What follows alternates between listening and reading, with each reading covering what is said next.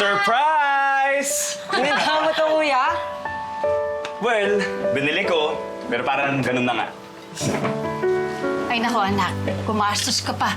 Kaya ko na malutuin ito eh. Sana iniipon mo na lang yung pera mo. Mukhang masarap pa. Sabi nila, Michelin star daw. Kaya tikman natin. Totoo? Kuha ka na.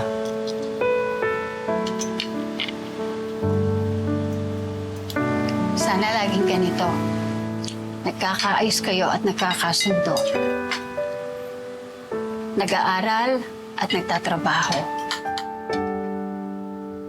Ay, siya nga pala, Ives. Bakit wala pang pinapadala ng grades yung school mo? Third quarter nyo na. Nasaan yung second?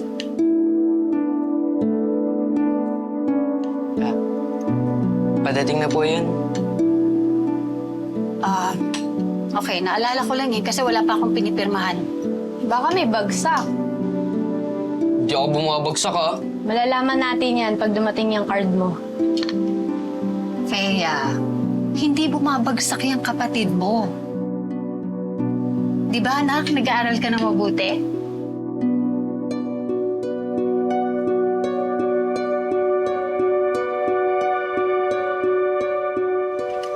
Kumain na kayo. Sige na, kain na. Teka, nagdasal na ba kayo? Oo ma, ikaw na po bahala. Ay, magdasal muna. Saan ka nagpunta kagabi, Han? Ano?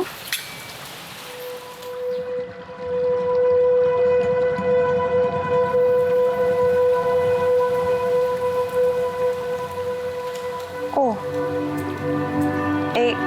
Kita mo naman pala sa tracker mo eh. Alam mo na kay Crazy ako pumunta.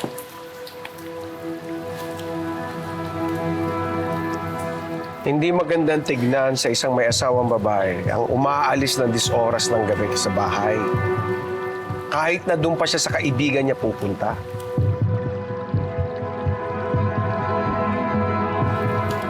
What would our neighbors say, Iha?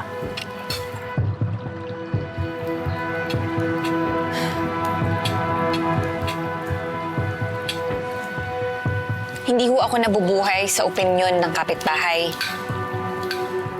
Mga miserableng tao lang po kumakapit sa approval nila.